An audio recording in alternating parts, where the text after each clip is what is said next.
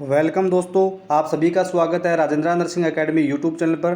और दोस्तों, एनक्लेक्स से एक महीने में नॉर्सेट की तैयारी बिल्कुल सही समझा आपने कि अभी तक अपन ने जो है कार्डियोवैस्कुलर सिस्टम कंप्लीट कर चुके हैं, इम्यून सिस्टम कंप्लीट कर चुके हैं, हेमेटोलॉजी कंप्लीट कर चुके हैं और अब अपन आ गए हैं रेस्पायरेशन पर। किस पर? रेस्पायरेटरी सिस्टम पर आ चुके हैं। तो देख पा रहे होंगे आज रेस्पिरेटरी सिस्टम का ये पार्ट फर्स्ट होने वाला है, क्लास नंबर 6। इससे पहले जो है 5 क्लासें अपलोड की जा चुकी है। आप देख रहे हैं रेस्पिरेटरी सिस्टम एनक्लेक्स आरएन से रेस्पिरेटरी सिस्टम अपन कंप्लीट करने वाले हैं। तो 5 क्लासें कंप्लीट हो चुकी है। अगर आपने नहीं देखी है तो आप बहुत बड़ी गलती कर रहे हो, क्योंकि यहाँ से आपको डायरेक्ट क्वेश्चन एग्जाम में देखने को मिलेंगे। चलिए दोस्तों, स्टार्ट करते हैं आज का सेशन। उससे पहले मेरा आप सभी से निवेदन है कि आप वीडियो को लाइक करें और चैनल को सब्सक्राइब करें। Thank you. चलिए स्टार्ट करते हैं।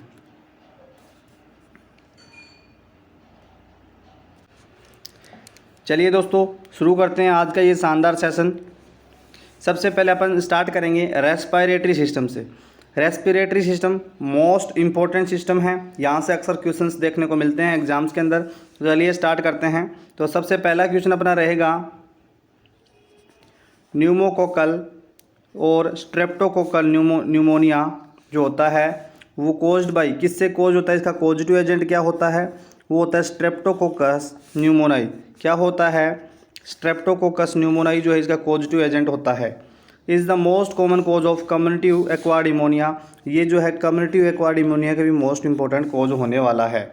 चलिए नेक्स्ट बात करते हैं। Elderly client with the pneumonia may first appear with only an Altered mental status.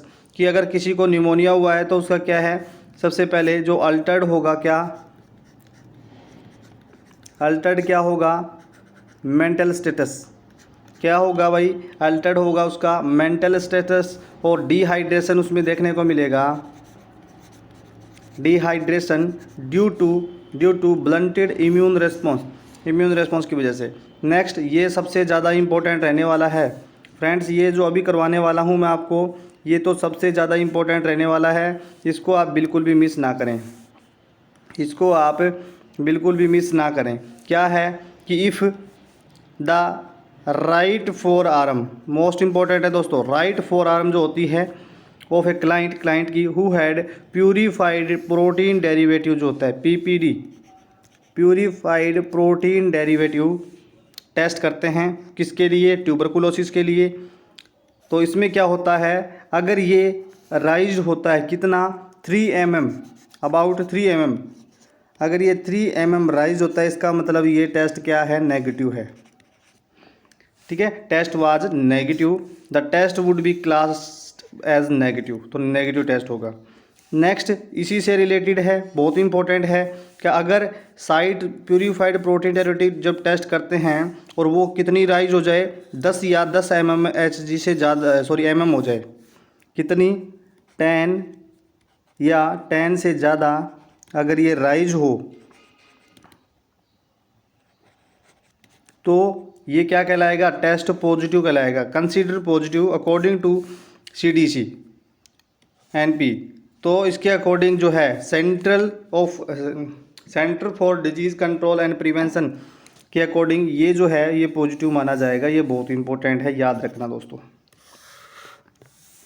चलिए नेक्स्ट बात करते हैं।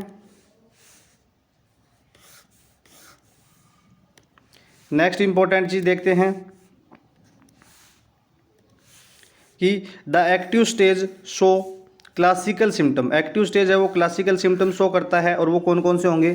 तो टीबी के अंदर क्लासिकल सिम्टम कौन कौन से होते हैं? तो मैं आपको बताना चाहूँगा कि टीबी के अंदर जो क्लासिकल सिम्टम होते हैं, जैसे कि फीवर होता है, इसके अलावा क्या होगा? हीमोप्टाइसिस,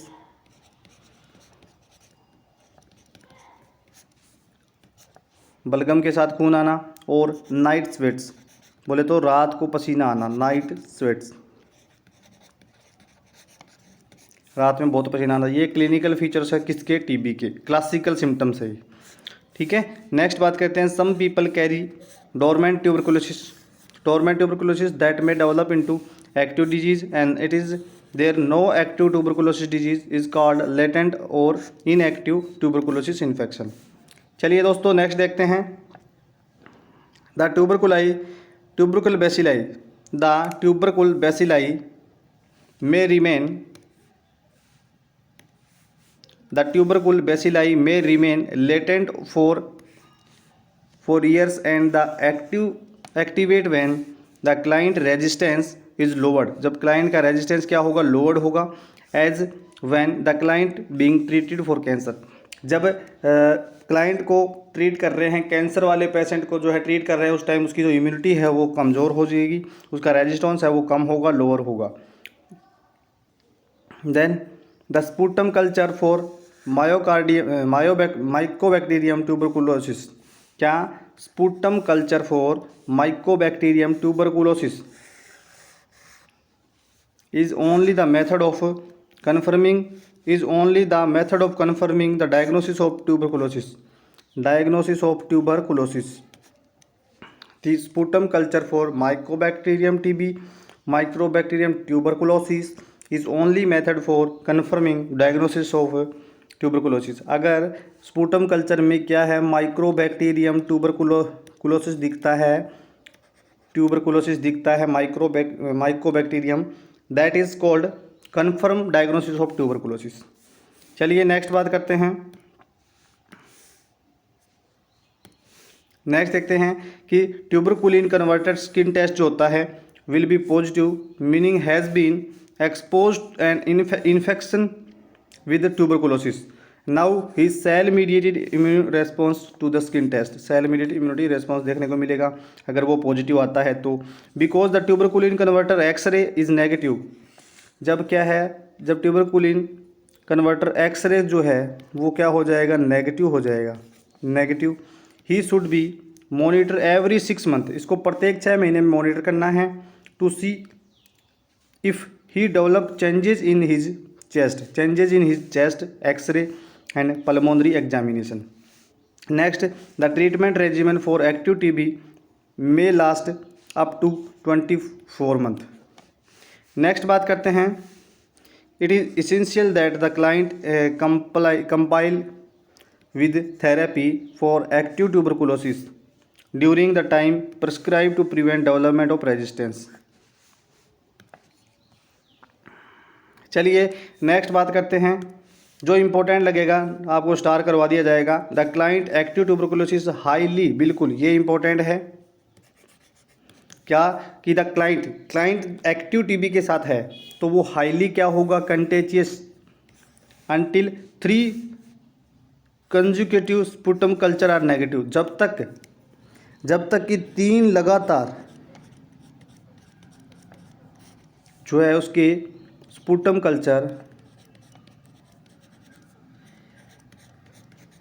क्या नहीं हो जाए, नेगेटिव नहीं हो जाए. Next, inspiratory and expiratory wheezing sound आता है किसके अंदर, टिपिकल फाइंडिंग होती है अस्थमा की. मोस्ट इंपॉर्टेंट है ये भी. अस्थमा की टिपिकल फाइंडिंग क्या होती है, विजिंग साउंड होती है. चलिए नेक्स्ट बात करते हैं. Non allergic asthma does not have easily identified. Non allergic जो अस्थमा होता है उसको आसानी से आइडेंटिफाई नहीं कर सकते, और एलर्जन जो होता है उसे ट्रिगर करता है कौन, कॉमन कोल्ड जो है अस्थमा को ट्रिगर करता है. नेक्स्ट बात करते हैं. A client with acute asthma showing inspiratory and expiratory wheezes. कि जब अपन क्या करते हैं, इंस्पायरेटरी मतलब सांस अंदर लेते हैं, एक्सपायरेटरी मतलब सांस को बाहर छोड़ते हैं, उस टाइम क्या है, एक विजिंग साउंड आती है, विसल्स जैसी साउंड आती है, विस्लिंग साउंड आता है. And decrease force expiration volume, और इसका जो फोर्सफुली एक्सपायरेशन वॉल्यूम है वो कम हो जाएगा. To be treated with bronchodilator. इसको किससे ट्रीट करते हैं, ब्रोंकोडाइलेटर से करते हैं, क्योंकि अस्थमा में क्या होता है, ब्रोंकोस्पाज्म होता है. क्या होता है, ब्रोंकोस्पाज्म होता है. और ये ब्रोंकोस्पाज्म कैसे ठीक होगा, जब इसको क्या देंगे, जब इसको ब्रोंकोडाइलेटर देंगे. क्या देंगे, जब इसको ब्रोंकोडाइलेटर देते हैं. चलिए नेक्स्ट बात करते हैं.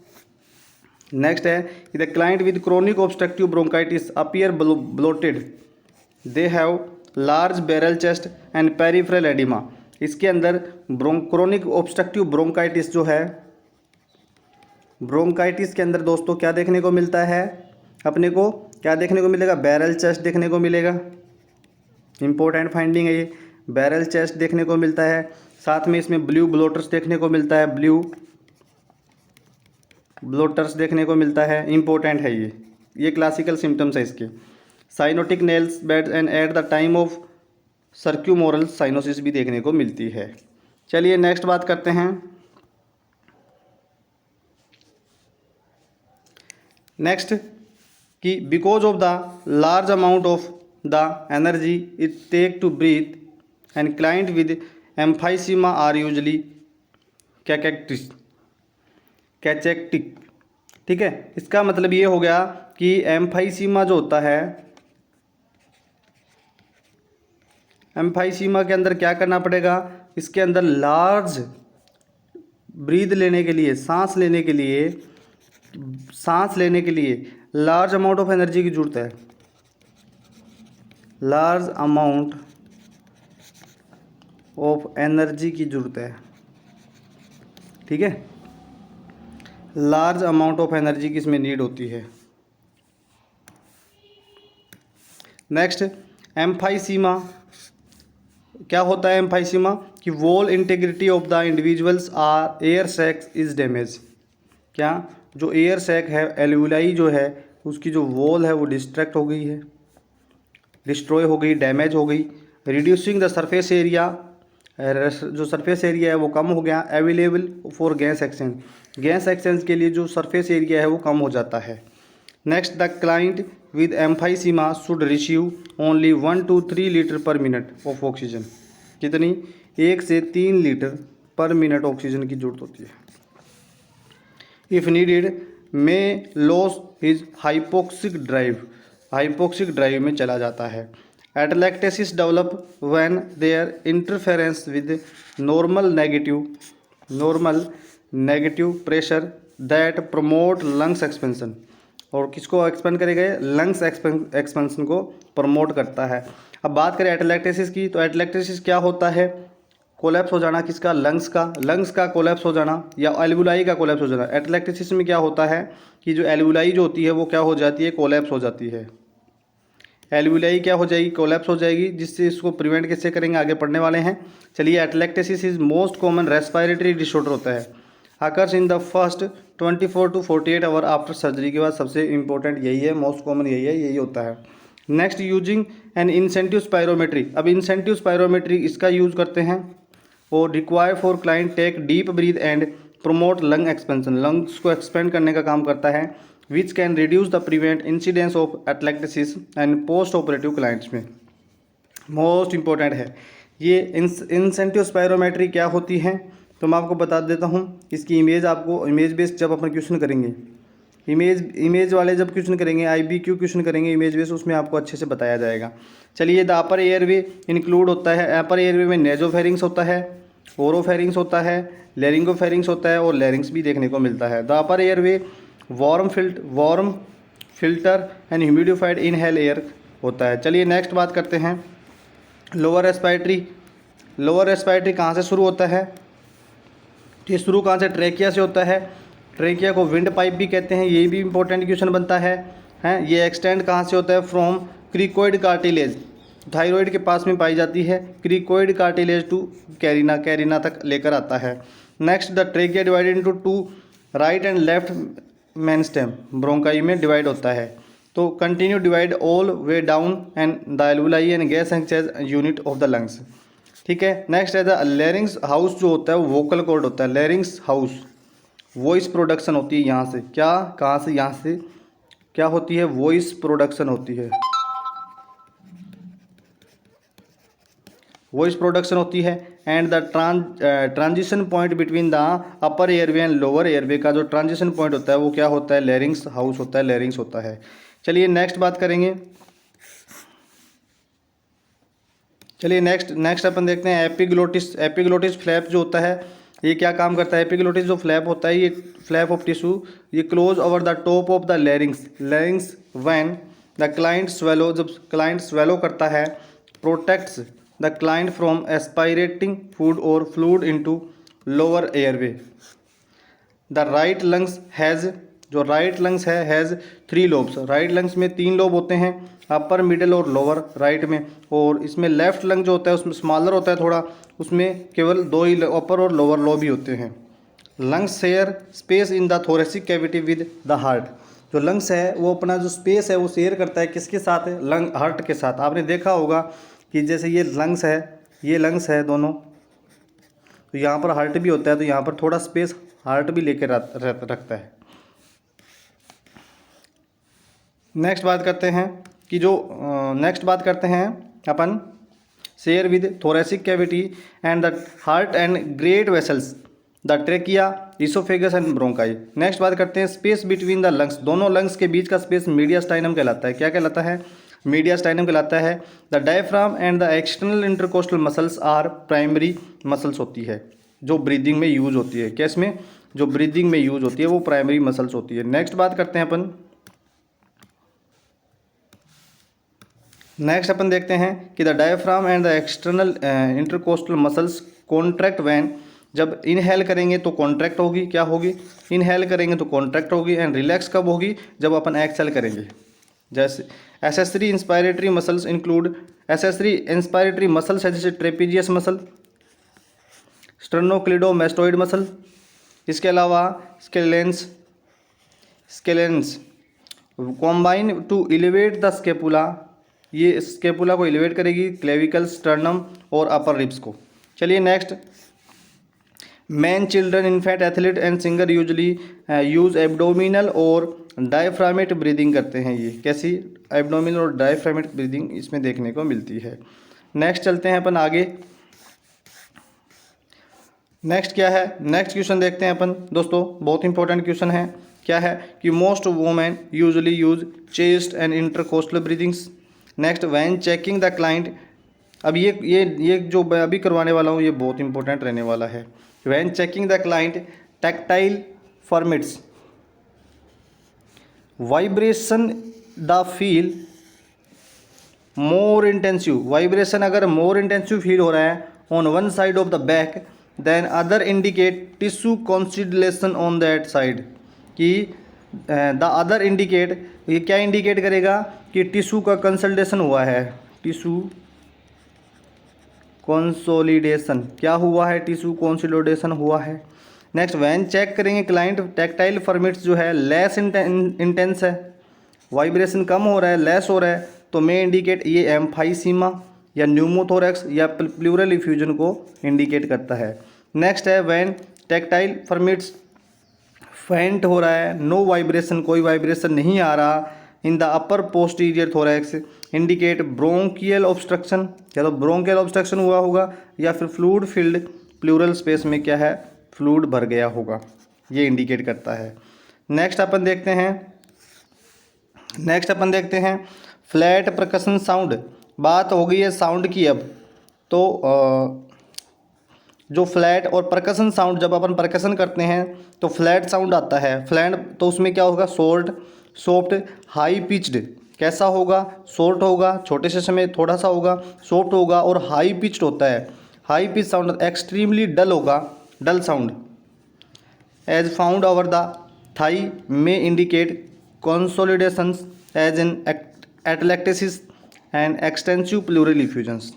ये फ्लैट प्रिकॉशन साउंड देखने को मिलेगा।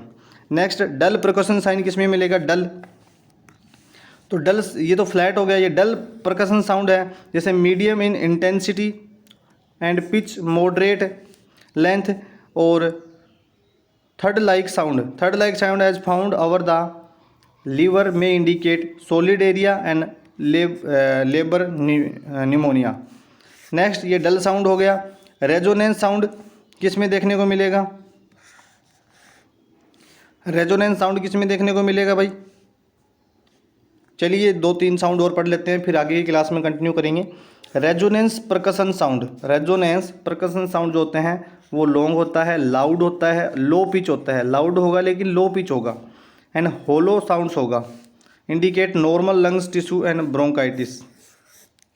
रेजोनेंट और hyper resonant percussion sound very loud, lower pitched sound found over the stomach में indicate hyper inflated lungs and emphysema pneumothorax में ऐसा हाइपर रेजोनेंट परकशन साउंड देखने को मिलेगा। टिम्पेनिक परकशन साउंड लाउड होगा, हाई पिच्ड होगा। Tympanic percussion sound है वो हाई पिच होगा, मॉडरेट लेंथ हो उसकी, ठीक है, म्यूजिकल होगा। और drum like sound as found over puffed out cheek में indicate air collection in large pneumothorax. तो दोस्तों ये तो था साउंड की बात। बाकी आपको नेक्स्ट सेशन के अंदर जो है साउंड को और अच्छे से एक्सप्लेन भी किया जाएगा। आज अपन इतना ही करते हैं। नेक्स्ट सेशन में अपन साउंड से स्टार्ट करेंगे और बहुत ही शानदार तरीके से देखने वाले हैं। तो आप सभी से मेरा निवेदन है कि आप जो है चैनल को सब्सक्राइब कर लीजिए। 3 पार्ट में इसको कंप्लीट करने वाले हैं। सब्सक्राइब कर लीजिए चैनल को।